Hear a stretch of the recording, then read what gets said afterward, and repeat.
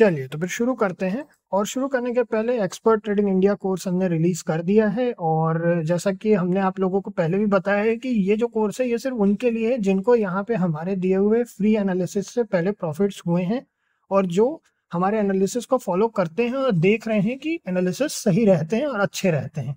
और इसमें हम अब आगे एक और नई चीज ऐड करने वाले हैं, इंट्राडे स्टॉक्स का भी आप लोगों के लिए एनालिसिस करेंगे इन्वेस्टमेंट के साथ में।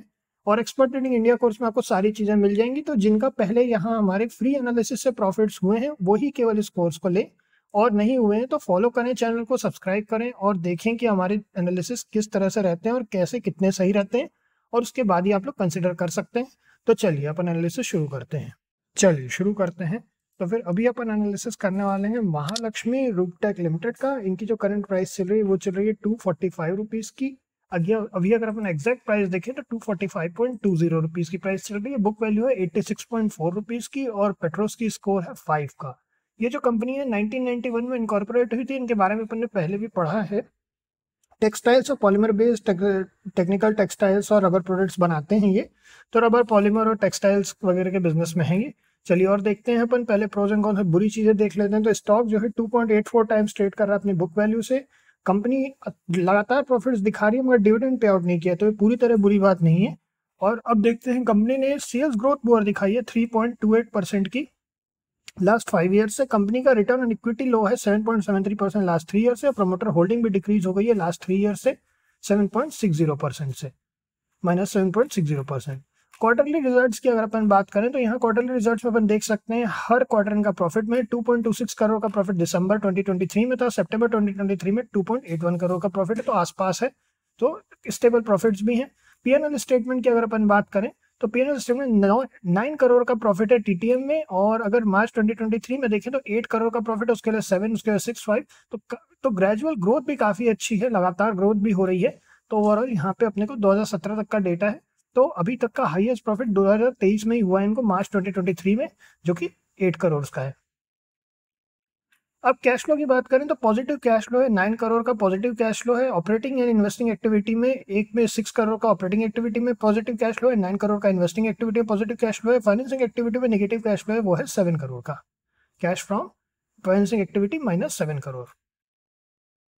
शेयर होल्डिंग पैटर्न की बात करते हैं। शेयर होल्डिंग पैटर्न जो है 64.80% प्रमोटर होल्डिंग है। एफआईएस की कोई होल्डिंग नहीं है। डीआईएस की 0.07% होल्डिंग है। गवर्नमेंट की कोई होल्डिंग नहीं है। पब्लिक होल्डिंग है 35.10% की। तो इस तरीके से जो है 64.80% प्रमोटर होल्डिंग है। चलिए अब देखते हैं अपन, अब आ जाते हैं अपन चार्ट पे। चार्ट पे अगर अपन देखें तो यहाँ पे 2 ऑर्डर ब्लॉक यहाँ रेजिस्टेंस अपने को दिख रहे हैं। तो 252 के बाद ही हम कुछ भी प्लान कर रहे हैं, उसके पहले हम कुछ भी अभी इसमें प्लान नहीं करेंगे। ये 15 मिनट का टाइम फ्रेम है। अगर अपन वीकली टाइम फ्रेम पर चलें यहाँ से, अगर लॉन्ग टर्म की बात करें तो लॉन्ग टर्म के हिसाब से भी एक लेवल यहाँ से जो ब्रेकआउट हुआ था लास्ट सेशन में, इन्होंने 19.99% की रैली की है स्टॉक ने, वो होता है 40.85 रुपीज। तो एक तरीके से यहाँ पे 252 के बाद एक छोटा सा मोमेंटम की उम्मीद है। और अगर आपको थोड़ा और सेफ्टी के हिसाब से देखा जाए तो 254 पे भी एंट्री की जा सकती है, अगर थोड़ा और सेफली एंटर करने की इच्छा हो तो।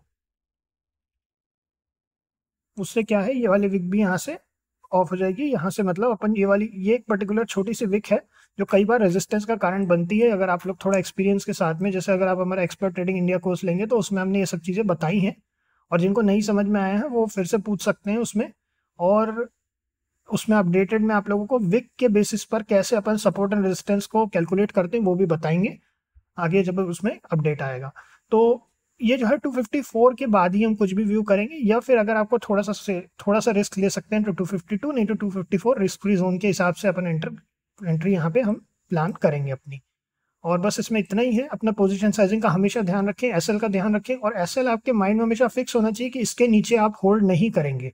मार्केट वापस आएगा उस लेवल पे। ये चीज किसी ने पूछी भी थी कि कब तक होल्ड करना होता है, अगर उसमें किसी जगह पे लॉस दिख रहा है या किसी ट्रेड को अपने को कितना समय तक होल्ड करना है।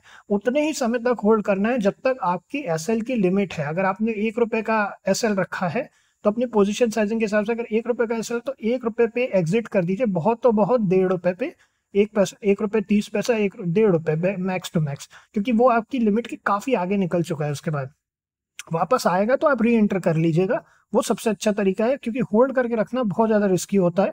लॉस को एक्सेप्ट करने में कोई बुराई नहीं है, क्योंकि at the end of the day her business में प्रॉफिट लॉसेस होते हैं, इट्स नथिंग न्यू। ठीक है, आप लोगों से बड़े बड़े लॉसेस भी हैं, आप लोगों से बड़े बड़े प्रॉफिट्स भी हैं, आप लोग कईयों से बहुत अच्छा कर रहे हैं, इससे कोई बहुत ज़्यादा प्रॉब्लम नहीं है, कभी कभी लॉस एक्सेप्ट कर लेने में कोई बुराई नहीं है। तो 254 के बाद हम कुछ भी प्लान कर रहे हैं, इतना ही है, फिर नेक्स्ट में मिलते हैं आप लोगों से। ओके।